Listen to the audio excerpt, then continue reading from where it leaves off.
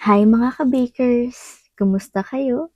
Ngayon naman ay gagawa tayo ng munggo brioche roll. Handa na ba kayo?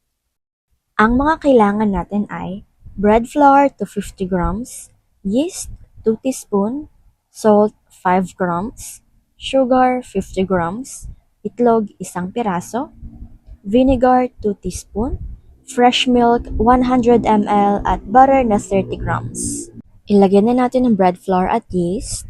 Sa ating mixer bowl ay ilagay na natin ang fresh milk, asukal, suka, asin, itlog, butter.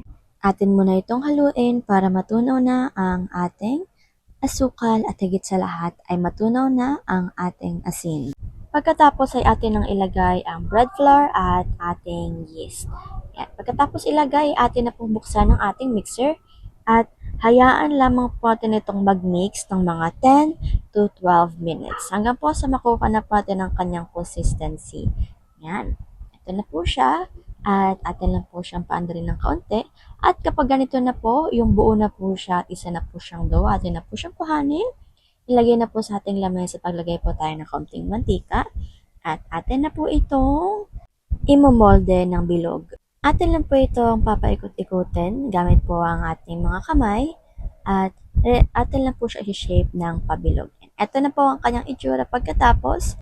300 grams nga po pala ito. Meron na rin tayong munggo paste na 75 grams at atin na po siyang ilagay sa ating dough na atin lang pong pinalapad ng kaunti and atin lang pong isure na nasa loob po ng dough ang ating filling. Next naman ay atin na po itong papalaparin ng dahan-dahan. Pagkatapos naman po nito palaparin ay atin na po itong i-roll yun ng paloob. Yan. At atin na po siyang papahabain ng kaunti. Siyempre, pagkatapos po nito ma-roll yung mga ka-bakers ay atin na po itong hahatiin. 7 na hati nga po pala ang ginawa namin dito. Pero kung gusto niyo po ay 8 na hati or 6 na hati ay okay lang naman po. Ngayon naman po ay atin na po itong ayusin at atin na po itong ilagay sa ating molde na 8 by 1 and 1/2 na meron pong makapal na mantika para po sure na hindi po dumikit ang ating dough or ang ating tinapay. Ready na po ito para po atin nang ipahinga ng mga 60 to 90 minutes. After 60 to 90 minutes ay atin na po itong lagyan ng egg wash. Maglagay din po tayo ng ating streusel at nabibili nga po pala ito sa baking supplies. Ngayon naman po ay ready na po ito para mailagay na po sa ating oven. Ang oven temperature ay 160 sa taas, sa baba naman ay 190 at ang baking time ay 20 minutes. After 20 minutes ay luto na po ang ating munggo brioche roll.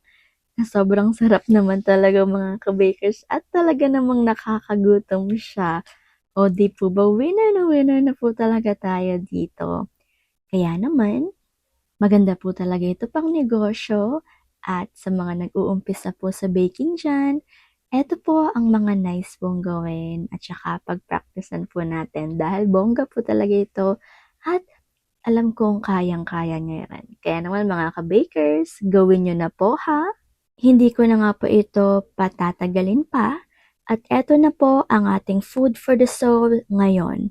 Mga awit 117. Dapat na purihin ng lahat ng bansa, siya ay purihin ng lahat ng tao sa balat ng lupa.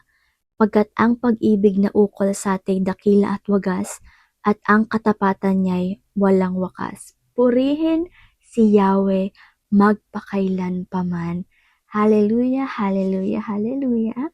Maraming salamat po sa inyong lahat mga ka-bakers. Hanggang dito na lang po muna ako. Paalam muna. Take care. At higit sa lahat ay God bless.